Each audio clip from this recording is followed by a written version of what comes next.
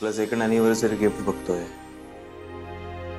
ए शेटू, नको ना रडू तू प्लीज. मग रडू नको तर काय करू?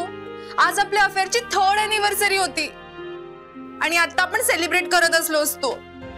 आय नो, मी पण प्रॉपर प्लॅनिंग केलं होतं. कॅन्डल डिनरसाठी टेबल बुक केलं होतं. तुला घेऊन लॉंग ड्राईव्हला जाणार होतो. मग आजच्या दिवशी काय होऊन बसलं रे? हो, पण अजून काही झालेलं नाहीये फारसं वाईट. अजून काय व्हायचं बाकी आहे? हे बघ, स्टीव्ह जॉबचं काय म्हणणं आहे की प्रत्येक प्रॉब्लेम ही एक अपॉर्च्युनिटी आहे तुम्हाला स्वतःला सिद्ध करणे. मग आपल्या केस मध्ये त्याचं सोल्युशन काय? जॉब. मी जॉब करणं. परवा माझा इंटरव्ह्यू आहे आणि एकदा का मला ती नोकरी मिळाली की मी तुझ्या डॅडकडे येणार, तुझ्यासाठी मागणी घालणार आणि मग मी या कुणाचं ऐकणार नाही. यांचं ऐकायची मला गरजच पडणार नाही. सगळे इतकं काय ऐकतात त्यांचं? आई तर त्यांचा शब्दही खाली पडू देत नाही आणि तुम्ही सुद्धा. अगं मोठे आहेत ते, मोठ्यांना मान नको का द्यायला? नक्की मान द्यायला हवा, पण मान देणं वेगळं आणि स्वतःची मान त्यांच्या हातात ठेवणं वेगळं, नाही का? आणि तेच तुम्ही सगळे करता. आम्ही? हो, तुम्ही आणि ऋषभ सुद्धा. म्हणजे माझा लहान भाऊ असून इतर वेळेला माझ्यावर दादागिरी करतो, पण त्यांच्या समोर गेल्यावर अगदी चिडीत चुप. किती चिडतेस तू? शांत हो बघू. बस. नाही बस. तुझ्या आवडीचा काला खट्टा घेऊन येतो. एक काला खट्टा आणि एक ऑरेंज.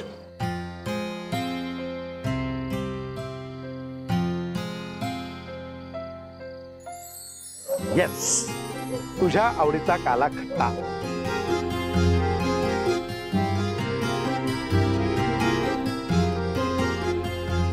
एनिवे, मी काही त्यांचं ऐकणार नाही.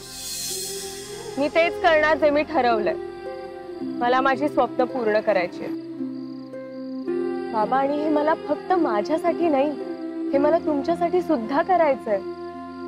बाबा, मोठी स्वप्न बघायला तुम्ही शिकवलं, ती स्वप्न जगायला तुम्ही शिकवलं आणि ती स्वप्न पूर्ण करण्यासाठी जी धडपड करावी लागते त्याची जाणीवही तुम्हीच करून दिली आहे. म्हणून ती स्वप्न पूर्ण झाली ना की त्याचं श्रेय मी फक्त तुम्हालाच देणार आहे आणि ती स्वप्न मी पूर्ण करणारच. मग त्यासाठी मला काकांच्या विरोधात जरी जावं लागलं तरी चालेल. बरोबर आहे तुझं. मला तुला लग्न बिग्नाच्या भानगडीत अजिबात पडू नकोस. तू तुझं ध्येय पूर्ण कर.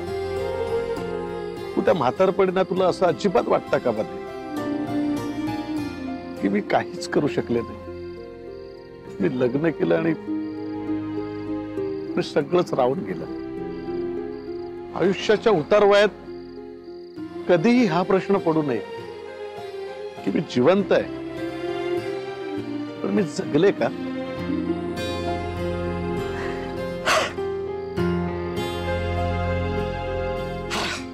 असो, चल चेअर्स कर. चेअर्स. तू एक काम कर, पळून जा. ओ बाबा, इथे कुणाला काय सांगायचं ते मी बघतो. चल चल, चेअर्स चेअर्स चेअर्स. नाही बाबा, पळून जाणं माझ्या तत्वात बसत नाही. तत्व की स्वप्न, निवड तुला करायची. पळून जाण्यापेक्षा ना खरं बोलणं प्रेफर करेन. करेक्ट, करेक्ट आहे. आपण तेच करूया.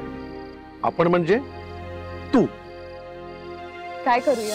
तो मी उद्याच त्या मुलीला भेटणार. तिला मी सांगून टाकणार आहे स्पष्ट की माझं माझ्या कियारावर खूप प्रेम आहे. आम्हाला दोघांनी लग्न करायचं, आम्ही खूप सिरियस आहोत. त्या मुलाला ना सगळं खरं खरं सांगून टाकायचं. म्हणजे मी लग्नाला तयार नाहीये, आम्ही तुला फोर्स करतोय लग्नाला. काय या लग्नाने तू कधीच खुश होणार नाहीस आणि त्या मुलाला तू कधीच खुश करू शकणार नाहीस. मला वाटत नाही की कोणतीही मुलगी हे सगळं ऐकल्यावर माझ्याशी लग्न करायला हो. सो हा प्लॅन. त्यामुळे तू अजिबात काळजी करू नको, कळलं का? थोडा मूड आता चांगला कर. Love you baby. Love you. I love you too. हे पण तू सॉलिड आहेस का? मला क्राईम करण्यापासून वाचवलंस, तर जगातला मी पहिला बाप असतो की जो स्वतःच्याच मुलीला पळून जा असं सांगतोय. मला एक मोठी चूक करण्यापासून तू वाचवलं. चूक नाही म्हणता येणार, मग पण आपल्या लेकीच्या सुखासाठी बापाने उचललेलं एक मोठं पाऊल म्हणू शकतो आपण. एनिवे, उद्या त्या मुलाला सगळं खरं सांगेन आणि मी मोकळी होईल. येस. थोडक्यात काय आहे, हे लग्न होणार नाही. आज मला वाटतंय की मला माझी कुंडली बघायला हवी. ही मुलगी माझ्या ग्रहदशेत काय म्हणून शिरते. शनी म्हणून तर नाही ना. असं तिने फार काही ताणलं नाही, नाही तर माझ्या 7:30 सुरुवात झाली होती. पण मानलं त्या पोरीला. काय हो, जवळपास कौतुकच करताय तुम्ही तिचं. कोण कुठली मुलगी, आणि तिने तुम्हाला सुनवलं, तुम्हाला, आणि तुम्ही त्यावर काहीच बोलला नाहीत, काहीच उत्तर दिलं नाहीत. मला ना एक कळत नाहीये की तो पाचू खोटा आहे हे तिला कसं कळलं. तेच तर कळत नाहीये मला. या मुलीला कसं कळलं. आज तर मी उताना पडता पडता वाचलो. आजवर आपण खोटे खडे विकले तितके दर्जेदार होते की कुणाला काही कळलंही नाही. 5-5 हजाराचे खडे 5-5 लाखाला विकले. किती कमावलं आपण. तुम्ही हिशोब कशाला मागताय माझ्याकडे. कशाला म्हणजे माझ्याकडे नाहीये, ते सगळं तुझ्याकडे आहे. अगं आहे ना ते. हो हो, म्हणजे काय. सगळं सगळं छान जपून ठेवलंय. नक्की ना. अहो आता त्या काय त्या नोटांच्या माळा आणि ते दागिने असं घालून असं मिरवू तुमच्या समोर, कांडाना दाखवू. अंगण दाखवायची गरज नाहीये. मला दाखव. कशाला ठेवलंय म्हटलं तू. दाखव. काय करावं या माणसाचं. खरोबर एवढा म्हणून विश्वास नाहीये बायकोवर. तुम्हाला बघ या माणसाची. बरोबर सगळं पुराव्यानिशी सगळं एवढा म्हणून विश्वास टाकायचं नाही.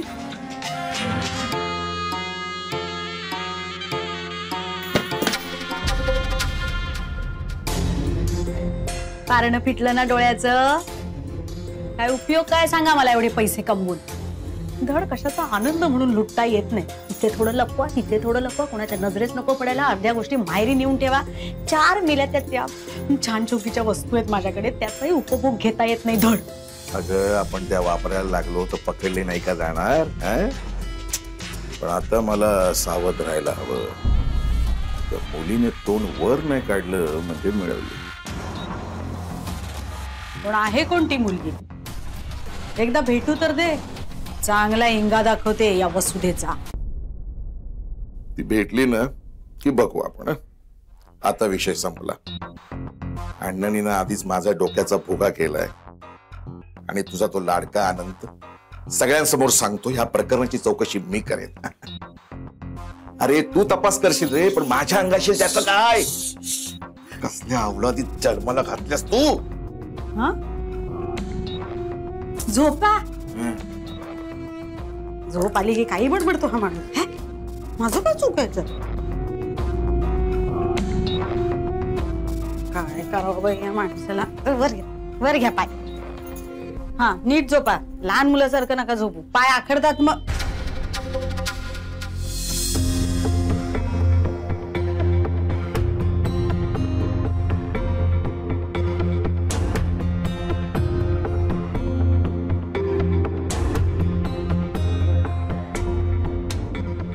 बोला.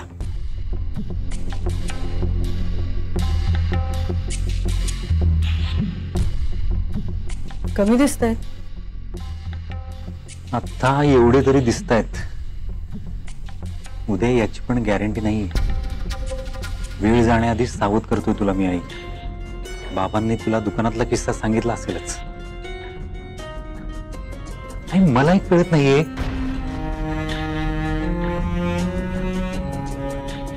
कळत नाहीये. मी झोल केलेला नाहीये. मग हा खोटा खडा आला कुठून. आई बाबांचा काही अंदाज नाही. म्हणजे त्यांचा कोणावर संशय?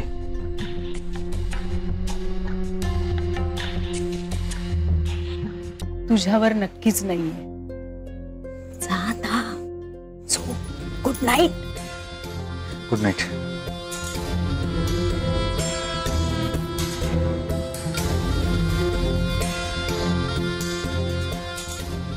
Good night.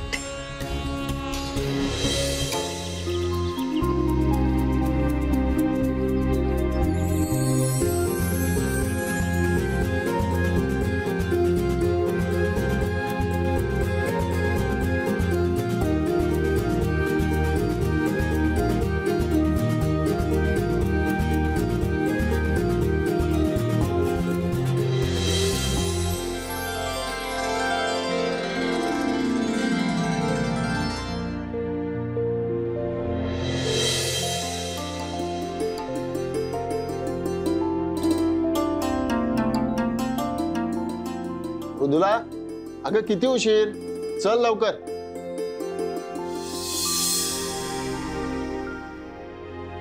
मृदुले, येऊ का? हा नको घालूस हो. हा घाल, छान दिसेल तुला. आणि अगं आज आपण तुझ्या मुलासाठी मुलगी बघायला चाललोय. मग घे, छान दिसेल तुला. आणि हो, संध्याकाळी मला आठवणीने परत दे, म्हणजे जागच्या जागी ठेवता येतो ना आपल्याला, हो की नाही? हा. माई, कशी दिसते मी? अरे वा, छानच दिसतेस. ही साडी तुला तुझ्या आईने संक्रांतीला दिली होती नाही ग? हो. तेव्हा हिच्या आईनं हिला सांगितलेलं दिसत नाहीये. अशा शुभ दिनी शुभ कार्यासाठी आपण कुठेही काळा रंग घालून जाण्याचं टाळतो.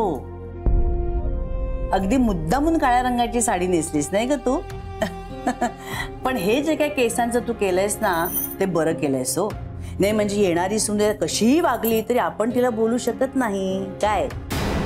म्हणजे माई, हे असंच राहू दे ना की परत तयार होऊन येऊ मी?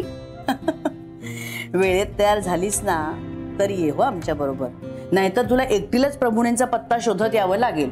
आम्ही सगळे बाई पुढे निघून जाऊ, हो की नाही मृदुले? आणि हो, संध्याकाळी आल्याला लगेच बाजूबंद माझ्याकडे द्यायचा, सासूकडे तुझ्या द्यायचा नाही. काय आहे, तुझी सासू बरोबर अशा गोष्टी विसरून जाते. मला तो जागच्या जागी ठेवावा लागतो ना. हो. हा मृदुले, तूही पटकन तयार हो, निघूया वेळ. आणि बघ वेळेत जमते का तयार व्हायला. चल.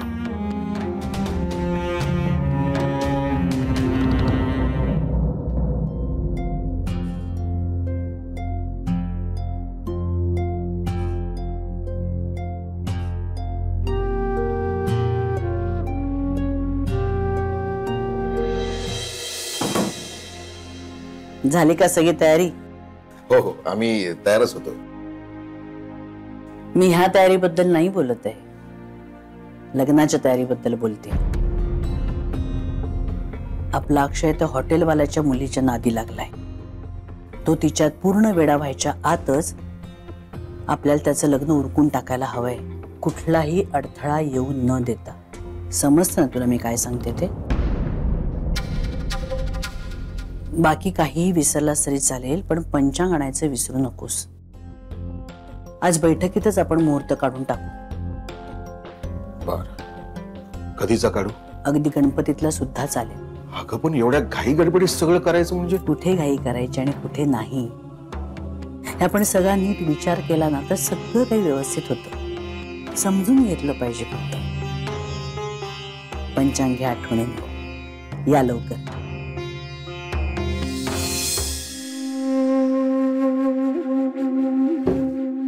काही झालं तरी पत्रिका जुळता कामा नये. माझी भाची केतकीच या घरात सून म्हणून येणार हे माझं ठरलंय. हा, नाही तर तुमचं काही खरं नाही. ह्याच्या आधी कधी मी तुमचं काही ऐकलंय तर आता ऐकीन. या घरात कुठली मुलगी सून म्हणून येणार हे मी आधीच ठरवलेलं आहे. आपल्या अनंताच्या वेळेला ही संधी माझ्या हातातनं काढून घेतली त्यांनी. अशी बरी सोडीन चांगलं मोठं काढते की नाही बघा. पण आईला काय सांगू? तिला तुम्ही काय म्हणणार? ठरलं ना आता आपलं पत्रिका जुळायची नाही असं सांगायचंय म्हणून. मग ती जुळत नाही म्हणून सांगा. अगं चल लवकर चल पट. अगं खूप सुंदर काय दिसते. अगं मस्करी केली मी. चल. अरे बाप.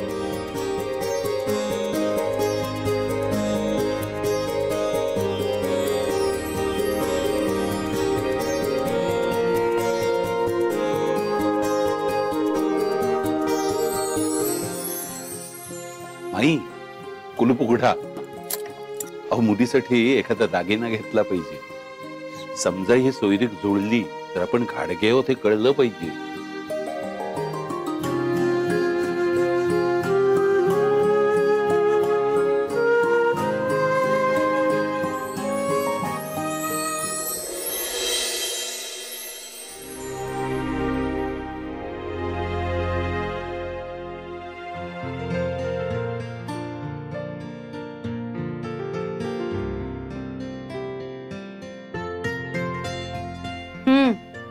हे घे घाल, छान दिसेल तुला. अमृता, या घरातला हा माझा पहिला दागिना बर का. मी लग्न होऊन पहिल्यांदा या घरात आले ना, तेव्हा मनोहर भाऊजींनी दिला मला. तेव्हाच माझ्या लक्षात आलं होतं भाऊजींचं मन खूप मोठं आहे. आणि अगं आजही ते आपल्या सगळ्यांच्या भल्याचाच विचार करतात. तेव्हा त्यांच्या हेतूवर शंका घेत जाऊ नकोस. हा,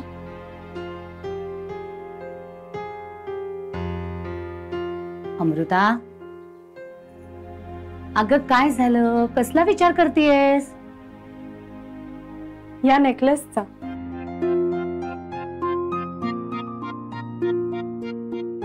आई, तू या घरात जेव्हा नव्याने सून होऊन आलीस तेव्हापासूनचे तुझ्या आयुष्यातले सगळे प्रसंग, सगळे बदल या नेकलेसने बघितले असतील ना. सणवार, उत्सव, समारंभ सगळ्यात मिरवली असशील ना तू हा नेकलेस घालून. खूप गोड आठवणी असतील तुझ्या या नेकलेस सोबत. हो ग, खूप साऱ्या आठवणी आहेत. काही गोड, काही हळव्या, काही अभिमानास्पद. माझ्या आणि या नेकलेस मध्ये फार काही फरक नाहीये, हो नाही? म्हणजे बघ ना, आयुष्यात एका क्षणी मी तुझी लेक म्हणून जन्म घेतला. काही गोड, हळव्या तर काही अभिमानास्पद आठवणी माझ्यासोबत सुद्धा जोडल्या गेल्या. पण आज वेळ येतात तू जितक्या सहज मला हा नेकलेस सोपवलास,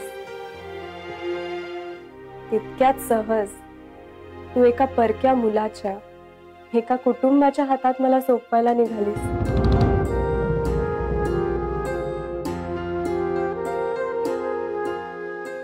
तुझ्यासाठी हा का आणि किती स्पेशल आहे मला माहिती आहे. पण ते लोक जे आज मला बघायला येणार आहेत त्यांना माहिती आहे का की मी तुझ्यासाठी, या घरासाठी किती आणि का स्पेशल आहे? हा नेकलेस तू मला याआधीच कायमचा का नाही देऊन टाकलास ग? वेळीस का? ये बरं. अगं, तो तुझ्याकडे सोपवायची एक ठराविक वेळ आहे आणि मला असं वाटतं ती वेळ आत्ता आलीये. बघ किती छान दिसतोय तुला. वेडी कुठली. हो ना. तसंच लग्न होऊन मी एका अनोळखी घरात जायची सुद्धा एक वेळ आहे आणि ती वेळ आल्याशिवाय मी जाणार नाही, नक्कीच नाही. अगं ए, ती मंडळी इकडे यायला निघाली सुद्धा असतील. मग येऊ दे की त्यांना, मी कुठे थांबवलंय? माझी तर हीच इच्छा आहे की त्यांनी यावं.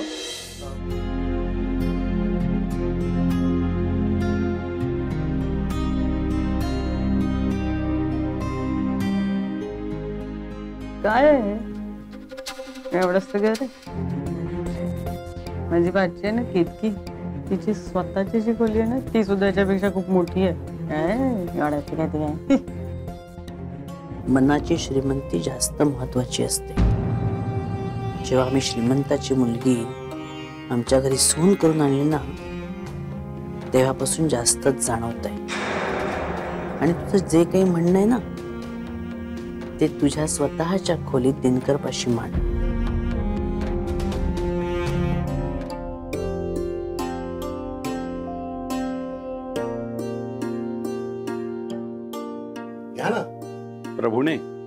मुलीला बोलवा, इथून आम्हाला पेढीवर जायचंय. हो हो बोलवतो. अमृता, अमृता. सॉरी, थोडा महत्वाचा आहे, घ्यावा लागेल.